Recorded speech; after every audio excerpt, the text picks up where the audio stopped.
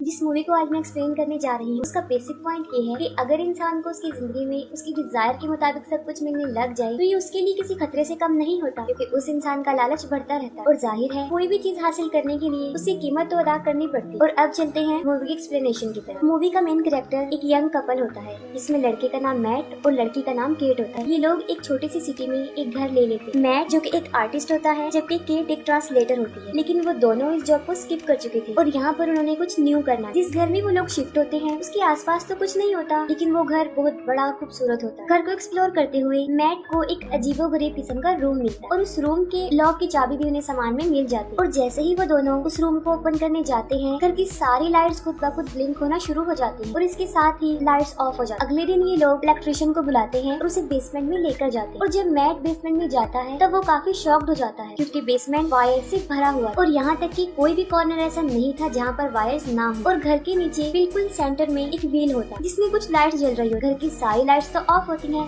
लेकिन वो लाइट्स जल रही होती है। इलेक्ट्रिशियन को ये सारा सेटअप काफी अजीब लगता है और इसीलिए वो उनकी कोई भी हेल्प नहीं कर पाता। लेकिन जाते जाते वो मैट को कहता है कि मैं हैरान हूँ कि आपने ये घर खरीदा क्योंकि बहुत टाइम से ये खाली पड़ा हुआ। और एक अजीब बात वो बताता है कि अब से पहले जो लोग यहाँ पर रहते थे उनका यहाँ पर मर्डर भी हुआ। ये सुनते ही मैट काफी डर जाता है और वो सोच में पड़ जाता है कि हम एक ऐसे घर में रह रहे हैं जहाँ पर किसी का मर्डर हुआ और जाहिर है उन लोगों के लिए ये काफी डेंजर था। ये सब बातें वो केट से डिस्कस नहीं करता और खुद नेट पर सर्च करता है। तब उसे पता चलता है कि 1975 में एक लड़के ने उस घर में रहने वाले कपल को मार दिया, लेकिन उन्हें मारने की रीजन आज तक पता नहीं चली और उसके बाद उस लड़के को एक मेंटल असाइलम में भेज दिया गया। इन सब बातों के बाद मैट एक लैंप लेकर अकेला ही उस रूम में बैठा रहता है और वो विश करता है कि काश मेरे पास एक और ड्रिंक की बोतल। और तब उसके पास पड़ा हुआ लैंप ब्लिंक करता है और कुछ देर के लिए लाइट चली जाती है और जब लाइट आती है तब उसके सामने वाइन की एक बोतल पड़ी होती है जिसे देखकर वो काफी डर जाता है कि ये क्या हुआ। और वो बोतल एग्जैक्टली उसकी बोतल जैसी ही होती है। नेक्स्ट मॉर्निंग जब केट उठती है तो वो देखती है कि घर की सारी लाइट्स ब्लिंक कर रही हैं और वो मैट को देखने के लिए उसी रूम में जाती है। और जब केट उस रूम में जाती है तब वो देखती है कि वो रूम मुख्तलिफ चीजों से भरा हुआ है जिनमें पेंटिंग्स होती हैं, ड्रेसेस होती हैं और भी अलग तरह की चीजें होती हैं। और तब मैट उसे रियलिटी बताता है कि ये रूम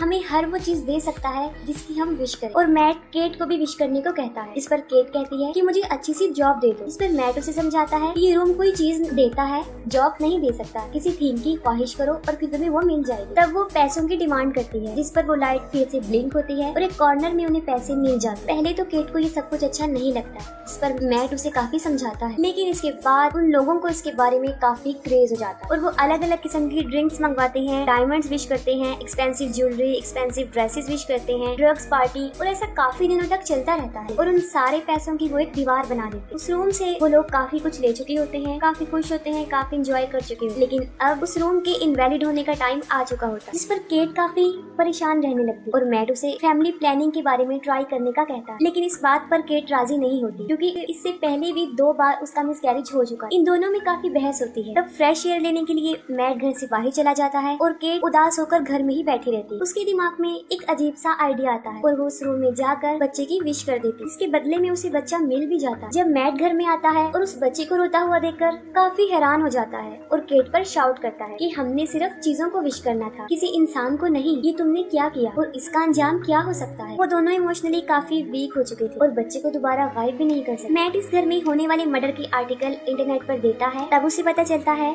कि किलर का नाम जॉन डो था और इसी रूम के कहने पर ही उसने उन्हें मारा था और उस किलर से मिलने मेंटल असाइलम में जाता है। मैट जब वहाँ पर पहुँचता है तब जोंडो को पता चलता है कि ये लोग उसी घर में रह रहे हैं, जिस पर वो कहता है कि जितना जल्दी पॉसिबल हो सके उस घर को छोड़कर चले जाओ। घर वापस जाते हुए मैट अपनी गाड़ी में पेट्रोल फिल करवाता है और जब वो अपनी पॉकेट में हाथ डालता है तब वो देखता है कि वहाँ पर पैसे नहीं है बल्कि मिट्टी है। और यहाँ पर उस रूम के बारे में एक बड़ा सीक्रेट पता चलता है और वो ये है कि उस रूम से विश की गई चीज अगर उस घर से बाहर जाएगी तो वो डिस्ट्रॉय हो जाएगी। वो भागकर घर वापस आता है और फिर से पूरे घर को एक्सप्लोर करता है। उस वजह को जानने की कोशिश करता है कि ऐसा क्यों होता है, आखिर इसके पीछे लॉजिक क्या है। लेकिन उसे वायर्स के अलावा वहाँ पर कुछ नहीं मिलता और यही नहीं उस बेसमेंट के अलावा पूरे ही घर में वायर्स होते हैं। वो बच्चा काफी रो रहा होता है जिस पर केट उसे बाहर लेकर जाती है। मैट उसे मना करता है कि उसे बाहर मत लेकर जाओ, लेकिन असल रीजन नहीं बताता। लेकिन इसके बावजूद भी वो उस घर से बाहर चली जाती है और जैसे ही वो बाहर जाती है बच्चा जोर जोर से रोना शुरू कर देता है। उसके कलर भी चेंज होना शुरू हो जाते हैं। कुछ देर के बाद बच्चे के रोने की आवाज तो बंद हो जाती है, लेकिन केट जोर जोर से चिल्ला रही होती है जो कि मैट को बुला रही रही होती है। तब मैट उन दोनों को अंदर लेकर आता है और तब हम एक बड़ी अजीब चीज देखते हैं कि उनका वो छोटा सा बच्चा अब वो छोटा बच्चा नहीं रहा था, बल्कि वो तकरीबन 7-8 साल का लड़का बन चुका था। और फिर हमें पता चलता है कि अगर कोई जिंदा चीजें वो रूम देगा, अगर वो उस घर से बाहर जाएंगी तो उनकी उम्र आहिस्ता आहिस्ता बढ़ती जाएगी और एज इंक्रीज होने की वजह से वो बूढ़ा हो जाएगा और मर जाएगा। और यही वजह है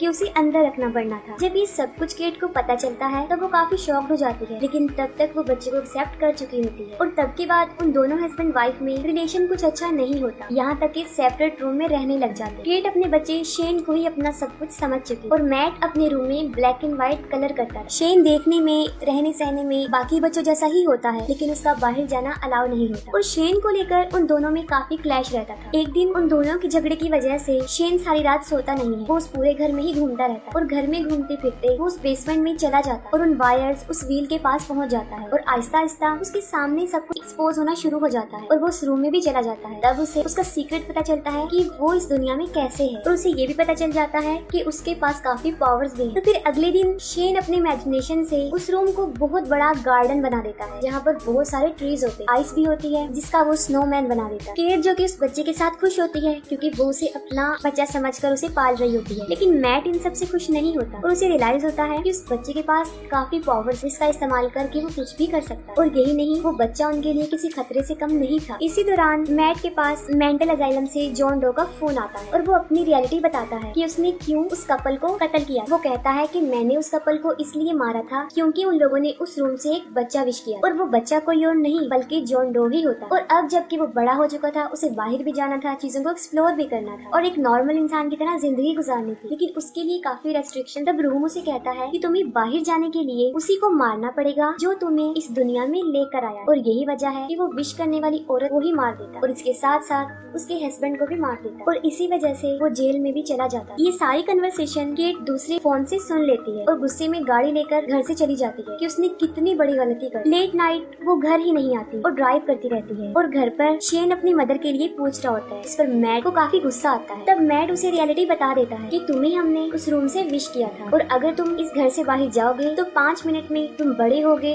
और बूढ़े होकर मर जाओगे। और तब वो उसे घसीटते हुए जानबूझकर दरवाजे के पास लेकर आता है, लेकिन फिर उसे इस बात का एहसास होता है कि जो भी है तो वो एक बच्चा ही, जिस पर वो उस बच्चे से सॉरी कहता है और उसे एक स्टोरी सुनाता है और वो बिल्कुल ऐसे ही हो जाते हैं जैसे बाप और बेटा। और जब आधी रात को केट घर वापस आती है तब वो उन दोनों को साथ देखकर काफी खुश हो जाती है कि आफ्टर ऑल मैट ने उस बच्चे को एक्सेप्ट तो किया। फिर मैट की आँख खुल जाती है और वो दोनों रूम में अकेले होते हैं और शेन उन दोनों को दरवाजे के बाहर से देख लेता है और वो अपने दिल में अपनी मदर के लिए एक अट्रैक्शन को फील करता है और उसे सारी रियलिटी भी पता चल जाती है। और अगले दिन जब वो घर से बाहर जाता है और जब अंदर वापस आता है तो एक 17-18 साल का लड़का बन चुका होता है और अंदर आकर वो मैट को मारने की कोशिश करता है। इस दौरान केट को चोट लग जाती है और वो बेहोश हो जाती है। जब केट होश में आती है तब मैट उसे बताता है कि हम दोनों के दरमियान फाइट हुई थी और इसी दौरान वो मर गया। और ये सुनकर वो दोनों काफी दुखी हो जाते हैं कि कुछ दिनों के लिए हमें एक बच्चा मिला था और वो चला गया है। तब केट उसे कहती है कि मैं इस जगह पर रहना नहीं चाहती, मैं यहाँ से जाना चाहता। तब मैट उसे कहता है कि हमारे पास पैसे नहीं है और सबसे बड़ी बात ये कि यहाँ पर हमें सरवाइव करने के लिए सब कुछ मिल सकता है और हमें ये जगह छोड़नी नहीं चाहिए। केट को एहसास होता है कि मैट का बिहेवियर बदलता जा रहा है और वो काफी अजीब होता जा रहा है और देखते ही देखते वो उसके साथ जबरदस्ती करने लगता है। और तब पता चलता है कि वो मैट नहीं है, वो शेन है जो कि एक मैन बन चुका। शेन जो कि अपनी पावर्स के बारे में जानता था और वो मैट इसलिए बना था क्योंकि केट के लिए उसके दिल में इमोशंस बढ़ते ही जा रहे। फिर शेन